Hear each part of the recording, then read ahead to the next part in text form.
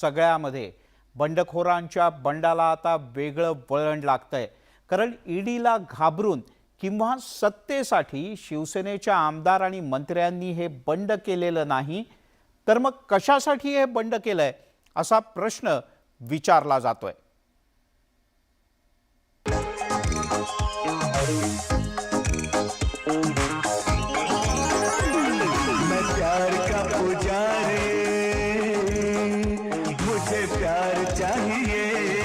महाराष्ट्रात प्रेम मिळत नाहीये,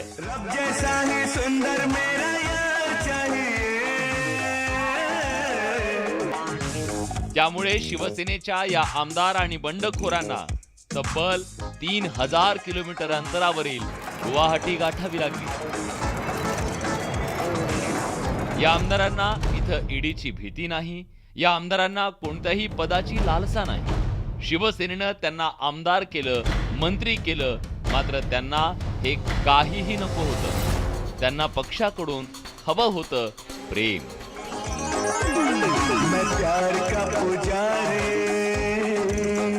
हे प्रेम देण्यात शिवसेना आणि मुख्यमंत्री उद्धव ठाकरे कमी पडले।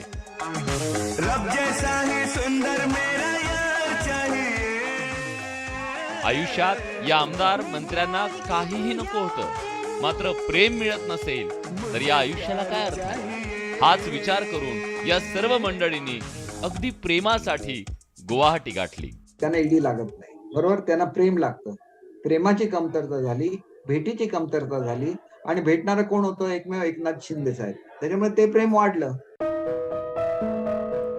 आमदारांना प्रेम मिळत नाही हे दुःख तर आहेच, मात्र आजारपणात मुख्यमंत्र्यांनी विचारपूस केली नाही, त्यामुळेही काही आमदार नाराज आहेत। त्यांच्याकडनं अपेक्षा होती तर कोणी कुठल्याही नेत्यांनी मला या बाबतीत विचारपूस केली नाही।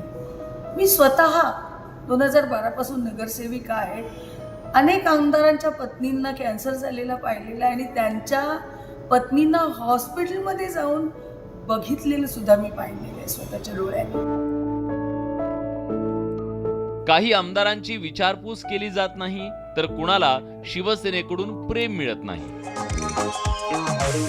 परिणामी प्रेमच मिळत नसल्यानं या सगळ्यांनी आधी सुरत गाठलं, मात्र तिथंही त्यांना प्रेम मिळालं नाही। त्यामुळे प्रेमाच्या शोधात हे प्रेमाचे बंडखोर गुवाहाटीला पोहोचले। आसाममध्ये सध्या पूर आलाय। या पूर परिस्थितीत तरी तिथं त्यांना प्रेमानं चिंब होता येईल का? प्रेमाच्या भुकेल्या या सगळ्यांना प्रेम मिळावं असंच राज्यातल्या प्रत्येक नागरिकाला वाटतंय।